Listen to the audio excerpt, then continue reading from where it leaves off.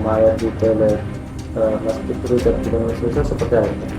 Baik, terima kasih. Jadi telah ditemukan jenazah laki-laki yang diperkirakan umur sekitar 60 tahun dengan inisial F di Masjid Rumah Jabatan Gubernur Sulawesi Selatan. Tadi pagi sekitar jam 6 pagi. Kronologisnya pada saat itu menurut keterangan saksi bahwa korban masuk ke toilet sekitar pukul 1.30 malam. Kemudian lama di toilet sehingga dilakukan pengecekan oleh saksi di lokasi. Namun karena tidak dibuka pintunya, terpaksa dilakukan pembukaan pintu dengan cara paksa dan ditemukan jenazah tersebut dalam keadaan tergeletak di dalam toilet. Dan penyebabnya masih didalami, sudah dilakukan pemeriksaan oleh dokter forensik Inafis. Diperkirakan beliau korban karena sakit, karena memang menurut saksi beberapa hari sebelumnya korban mengalami pernah mengeluh dalam keadaan sakit sehingga diperkirakan meninggal karena sakit. Dan untuk identifikasi dari dokter sendiri sudah dilakukan identifikasi, namun hasilnya tentu kita masih menunggu hasil dari dokter polisi untuk melakukan hasil dari hasil daripada penyebab meninggalnya korban. Dan untuk dokter sendiri jam berapa dia? Dokpol datang di TKP sekitar jam 7 pagi untuk melakukan pemeriksaan lebih lengkap. Berarti sudah di TKP di lokasi? Sudah dibawa ke rumah sakit untuk dilakukan pemeriksaan lebih lanjut.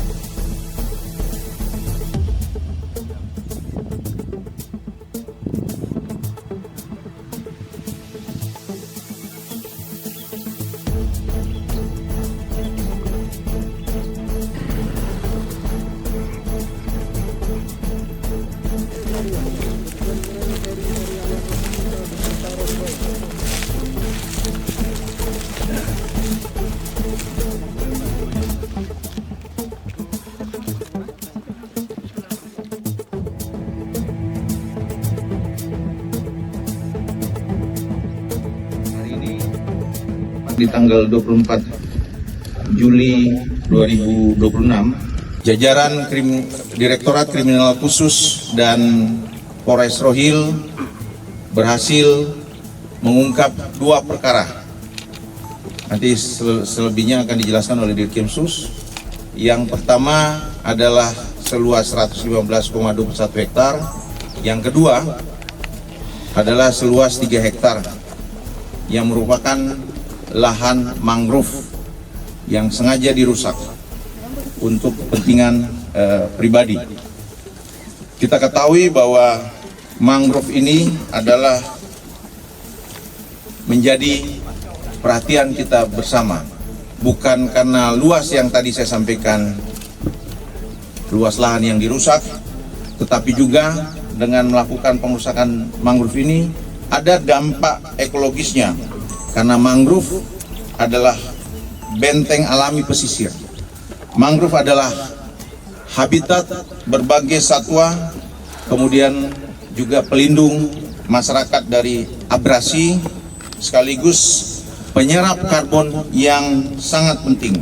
Dan tinggi dan seluruh pemerintah daerah yang ada di Provinsi Riau ini, termasuk di Rokan Hilir ini, mempunyai komitmen yang sama dan komitmen yang kuat bahwa tidak ada toleransi untuk setiap kejahatan lingkungan. Siapapun yang terbukti merusak hutan, mangrove, illegal logging, kemudian yang paling penting kebakaran hutan dan lahan, maupun kejahatan lingkungan lainnya, tetap akan kita proses secara tegas sesuai dengan ketentuan hukum yang berlaku.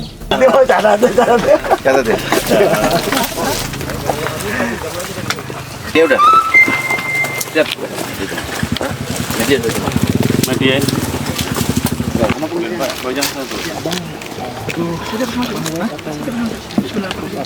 Perkara ini adalah terkait dengan perkara tindak pidana di bidang wilayah pesisir dan kelompok kecil, atau tindak pidana kehutanan, dan atau tindak pidana pencegahan dan pembatasan perusakan hutan dan atau perlindungan dan pengelolaan lingkungan hidup.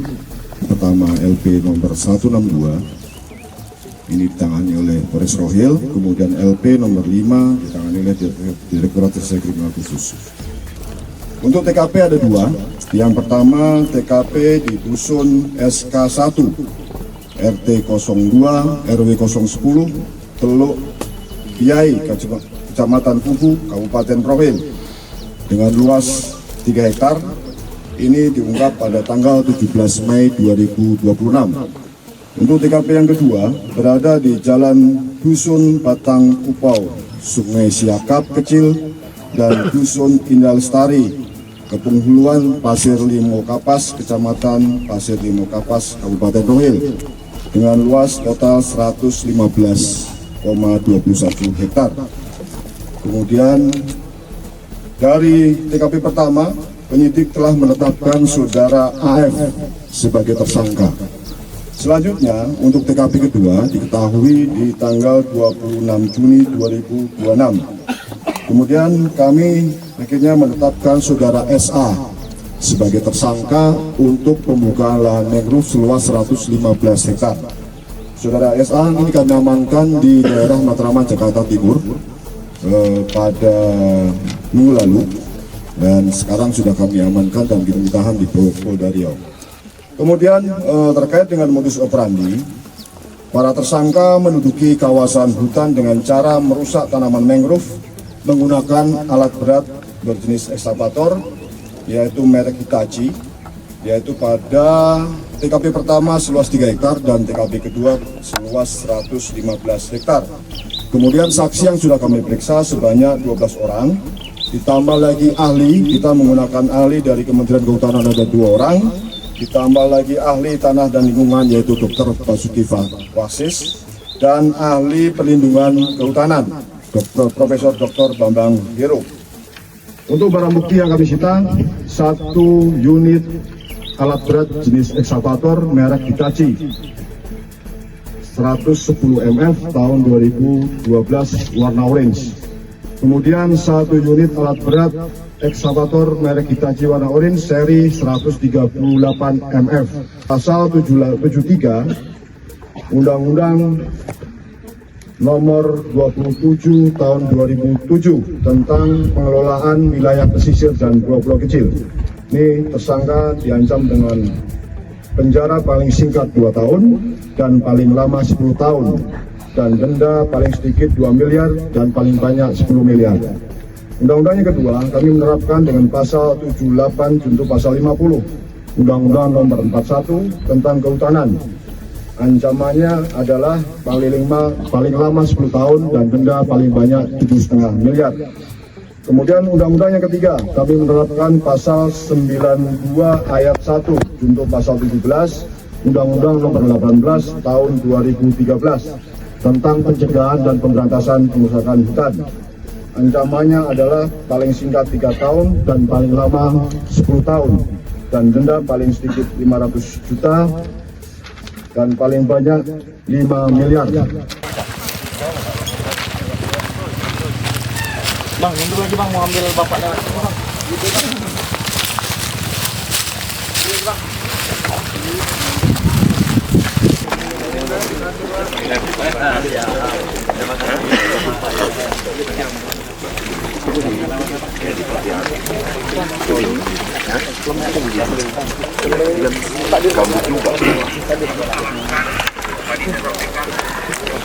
Satu, dua, tiga. Izin, 1, 2, 3. Coba, Pak. Ini dalam rangka Hari Mangrove Sedunia.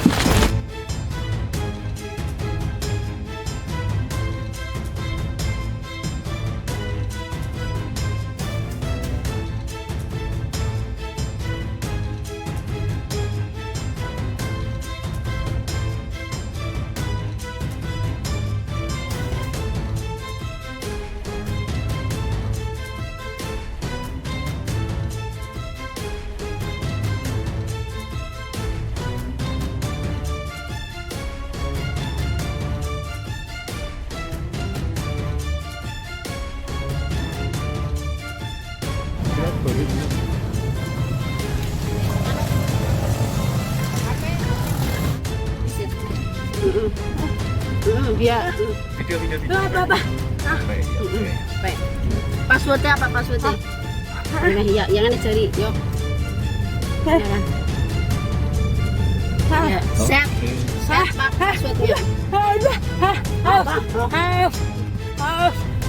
Terus ini.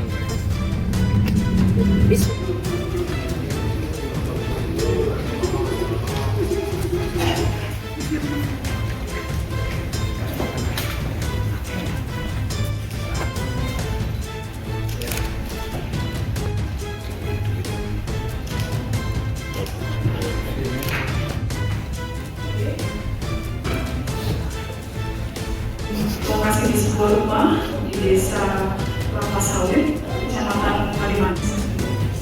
Itu pelaku yang dulu dari kemarin yang mencuri motor itu. Tahu, alaman Busurin Karangbawan, Desa Kabupaten Kecamatan Kabupaten Cilacap. Ya, jadi modusnya ini memang pelaku mendatangi rumah korban dalam keadaan sepi. Kemudian pelaku mengambil barang-barang milik korban. Untuk diketahui pelakunya adalah residivis juga, residivis curanmor yang TKP-nya berada di Purbalingga. Kemudian untuk pasal yang kami sangkakan adalah pasal 476 Undang-Undang Nomor 2000 KUHP, yaitu tentang pencurian biasa dengan ancaman penjara paling lama 5 tahun, kemudian denda paling banyak 500 juta.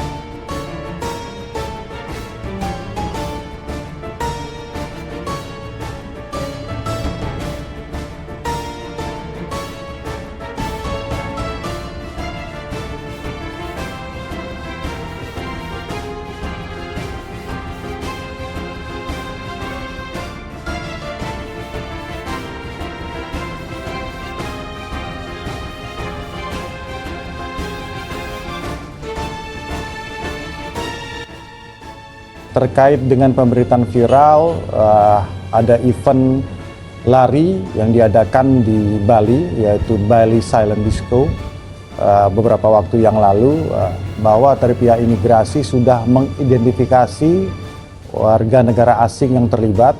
Ada 2 warga negara asing yang terlibat, itu saat ini ternyata kita cek keberadaannya sudah berada di luar Indonesia pada tanggal 23 Juli yang lalu.